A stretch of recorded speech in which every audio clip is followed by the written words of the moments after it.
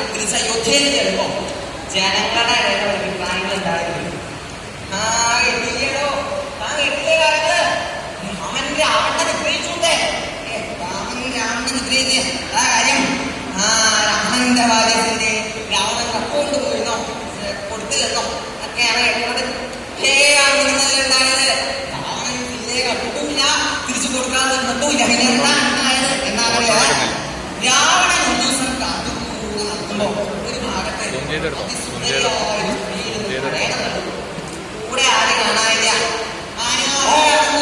രാവണന് യുദ്ധങ്ങൾ ധാരാളം അവിടെ അവളെ നിർത്തി പോകുന്നത് അപകടമാണെന്ന് തോന്നിയിട്ട് അവളോട് ദയ തോന്നി രാവണൻ അവളെ കൂട്ടിക്കൊണ്ടുപോയി ലങ്കേജിട്ട് സുഖമായിട്ട് താമസിപ്പിച്ചു.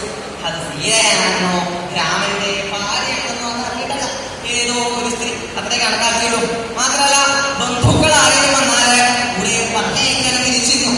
അങ്ങനെ ഇരിക്കുന്ന സമയത്താണ് രാമന്റെ പെണ്ണന്മാരൊക്കെ പോയിട്ട് ഒന്നും ചോദിക്കുകയും പറയുകയും ചെയ്യാണ്ട് യുദ്ധം തുടങ്ങി. ആ രാവണന്റെ കഥ കേട്ടു. ഇങ്ങനെ ഉണ്ടായത് എന്താ രാമൻ ചെറുത് കഷ്ടം തന്നെ. രാമൻ ഒരാളെ പറഞ്ഞയച്ച പരമാർത്ഥം പറഞ്ഞതിന് ശേഷം മതിയായിട്ടുള്ള യുദ്ധം എന്ന് നമ്മൾ വരും. അതുകൊണ്ട് ബുദ്ധനയച്ച അവൻ നയനോ എന്ന് അറിഞ്ഞതിന് ശേഷം മതി യുദ്ധം എന്നാണ് ഞാൻ നിശ്ചയിക്കുന്നത്. ഇപ്പോ ഈ ഭൂതനയത്നം പ്രത്യേകം ശ്രദ്ധിക്കണം. എന്താ സുഗ്രീവ ഈ ഭൂതന്മാര് മൂന്ന് വിധത്തില് പ്രധാനമായിട്ട് ഉത്തമൻ, മധ്യമൻ, അധമൻ. ഇത് ഉത്തമമായ സ്വഭാവത. സ്വാമി പറയാനൊക്കെ മുഴുവൻ ഭംഗിയായിട്ട് അതിനു പുറമെ സ്വാമിക്ക് ഹിതമായ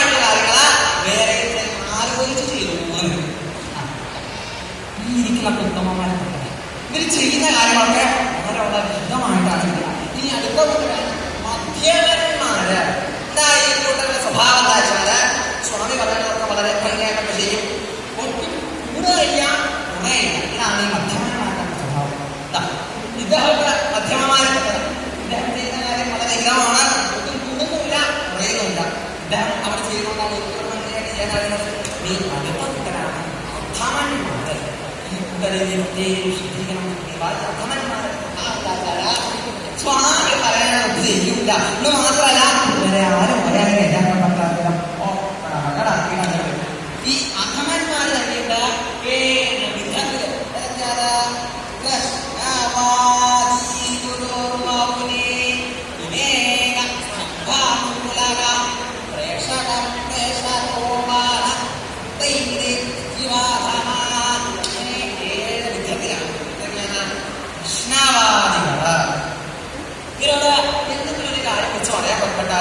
ഓരോരോ പ്രശ്നങ്ങൾ അത് ചെയ്യാനില്ല. ഇതാണ് ഇവരുടെ സ്വഭാവം. അതെ, ഒന്ന് അന്തടക്കാൻ പോയിട്ട് എനിക്ക് അദ്ദേഹത്തിന്റെ കയ്യിൽ കുറച്ച് ദ്രവ്യം ഒന്ന് കൊണ്ടുത്തരാൻ പറ്റുമോ? അദ്ദേഹം അവിടെ ഉണ്ടാവുമോ? തന്നെ പോകണം. അല്ലാതെ സൂര്യൻ കിടക്കാനാണോ ഉദ്ദേശിച്ചിരിക്കുന്നത്? ഇങ്ങനെ ഓരോരോ പ്രശ്നങ്ങൾ പറഞ്ഞ് ഇത് ചെയ്യാൻ ഏതാണ് ഈ കൂട്ടരുടെ സ്വഭാവം. ഇനി അടുത്ത കൂട്ടരാണ് സ്വാമിയെ തന്നെ യജമാനനെ തന്നെ തിരിച്ചാണ് ഉപദേശിക്കുക. ഇങ്ങനെയുള്ളവരൊക്കെ ദൂരന്മാരായ കഴിച്ച് പല പ്രയോജനമുണ്ടോ? അപ്പോ അടുത്ത കൂട്ടരാണ് മൗനികള്. എന്താ ഈ കൂട്ടരുടെ സ്വഭാവം? എന്താ എന്ത് ചോദിച്ചാലും ഒന്നും ഇടില്ല, വായ തുറന്ന് ഒരക്ഷരം ഇടില്ല. അതെ, പോയിട്ട് അദ്ദേഹത്തിന്റെ കയ്യിൽ കുറച്ച് ദ്രവ്യം ഒന്ന് കൊണ്ടുത്തരാൻ പറ്റുമോ? അല്ല, എന്താ ഒന്നും ഉണ്ടാകേ?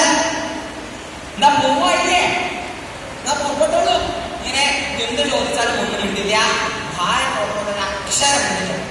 ഇങ്ങനെയുള്ളവരൊക്കെ ദൂതന്മാരായിട്ട് ചിലരുടെ പ്രയോജനമുണ്ടോ? അപ്പൊ മൗനികളായിട്ടുള്ളവരെയും ദൂതന്മാരായിട്ട് കണ്ടില്ല. ഇനി അടുത്ത കൂട്ടരാണ് വിവേകൻ. എന്താ ഒറ്റയ്ക്ക് ഒരു കാര്യം കിട്ടില്ല, സഹായിക്കാണ്, ഒന്നും ചെയ്യാൻ പറ്റാത്ത ആൾക്കാരാണ്. അടുത്ത കൂട്ടര് സ്തംഭാമൂലകന്മാര്. നേരെ നിന്ന് കാര്യം പറയാൻ പറ്റില്ല, അതായത് അഭിമുഖമായിട്ടുണ്ട് കാര്യം പറയാൻ പറ്റില്ല. എല്ലാം തൂണിന്റെയോ ചുമരിന്റെയോ മറവിലേ നിൽക്കുള്ളൂ. അടുത്ത കൂട്ടരാണ് പ്രേക്ഷക. ഈ കൂട്ടരെ പ്രത്യേകം ശ്രദ്ധിക്കണം. ചുറ്റിവ ഈ കൂട്ടർ എങ്ങനെയാ വെച്ചാല് ഇദ്ദേഹത്തോട് ഒരു കാര്യം പറഞ്ഞാൽ ഇദ്ദേഹം മറ്റൊരാളോട് പറഞ്ഞാൽ അത് പിന്നെ വേറൊരാളോട് പറഞ്ഞ അവസാനം ഈ അവസാനത്തെ കൂട്ടരാണ് വാണ. ഇതേപോലെ തന്നെയാണ് ശാസ്ത്രത്തിന്റെ സ്വഭാവം. ഒരു കാര്യം മുഴുവൻ ഭംഗിയായിട്ട് കേൾക്കാനുള്ള ക്ഷമയും ഈ കൂട്ടത്തിൽ. അതിനു മുമ്പ് ഓടൽ കഴിയും. അപ്പോ ഇങ്ങനെയുള്ള ഏഴ് അധമന്മാരായിട്ടുള്ള സജീവന്മാരുണ്ട്. ഇവര് ദൂതന്മാരായിട്ട് പാടില്ലെന്നാണ്. അപ്പോ അയക്കണ്ടാത്ത ആൾക്കാരുടെ കാര്യം പറഞ്ഞു. അപ്പോ പിന്നെ ഇത് എങ്ങനെയുള്ള ആളാകണം എന്നാണെങ്കിൽ ബുദ്ധിരായിരിക്കണം. അതെന്ത് ദാന? അനവധി ദാനങ്ങൾ വരുന്നുണ്ട് അല്ലെ? ഭൂദാനം, പശുദാനം, കന്യാദാനം. എന്നാൽ ബുദ്ധിദാനം ഇല്ലാത്തവർക്ക് കുറച്ച് കൊടുക്കണം എന്നല്ല, ദാനം കൊടുക്കലാണല്ലോ. അവിടെ ആ ബുദ്ധി കൊടുക്കണേന്ന് കേട്ടാൽ അവിടെ ഒരു പാത്രമായിട്ട് വരിക, ഇങ്ങനെ ബുദ്ധി കൊടുക്കലാണോ? അതല്ല. പിന്നെയോ മറ്റുള്ളവരെ കാര്യം പറഞ്ഞിട്ട് മനസ്സിലാക്കാനുള്ള കഴിവ്, അതാണ് ബുദ്ധിദാനം. ദൂതൻ അങ്ങനെയുള്ള ആളാണ്. ഇനിയിപ്പോ ആരെയാണ് ഞാൻ ദൂതനായിട്ട് നിശ്ചയിച്ചിട്ടുള്ളത് എന്നാണെങ്കിൽ ബാലിന പുത്ര അങ്കദ. ബാലിദൂതനായിട്ടുള്ള അങ്കദന ദൂതനായിട്ട് ഞാനാണ് നിശ്ചയിച്ചിട്ടുള്ളത്. അപ്പോ സുഖിയം സംശയിക്കണ്ട. എന്താ ഈ ഹനുമാനെ അടിച്ചാൽ പോലെ ഹനുമാനാകുമ്പോൾ ബുദ്ധിയുമുണ്ട്, ശക്തിയുമുണ്ട്, ലങ്കയിൽ പോയിട്ടുള്ള പരിചയമുണ്ട്. എപ്പോഴും ഹനുമാനെ തന്നെ അയച്ചാൽ പോകുമ്പോൾ എന്താ വിചാരിക്കുക? ഇവിടെ എല്ലാവരും കൂടി കൊരങ്ങ മാത്രമേ ഉള്ളൂ.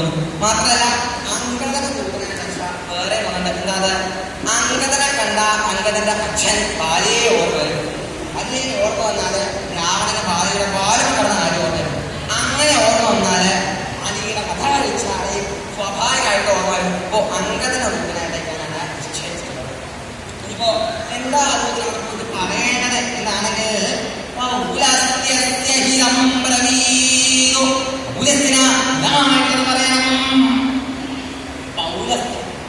രാവണൻ ഹിതം യുദ്ധം. രാവണന് യുദ്ധമായിട്ട് പറയണം.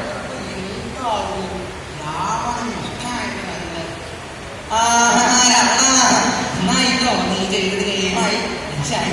ആ രാമന്റെ വഴിയെ കണ്ടുകൊണ്ടെങ്കിലേ ശരിയായി.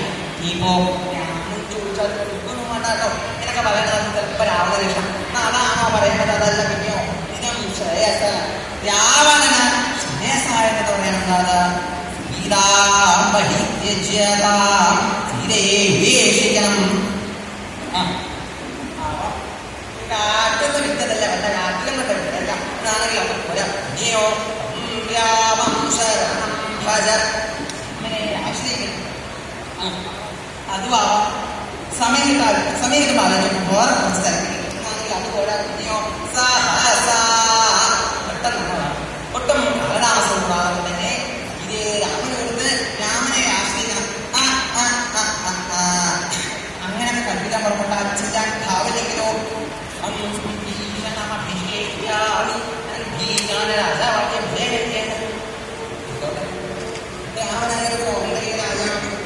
എല്ലാ കാറ്റിനുമുണ്ട് രാജാവ്. എനിക്ക് പലപ്പോഴുന്നില്ല അതിനെപ്പറ്റി സമ്മതത്തിന്റെ ആവശ്യമില്ല. എനിക്ക് വിളിക്കാനല്ല. ഞാൻ അവിടെ അവനെന്റെ സ്ഥാനത്താണ് ഈ ക്ഷണനെ രാജാവാക്കി അഭിഷേകിക്കുന്നത്. അതായത് ഇത് രാമനെ കൊടുത്ത് രാമനെ ആശ്രയിക്കുന്നില്ല എങ്കിൽ രാവണനെ വധിച്ച്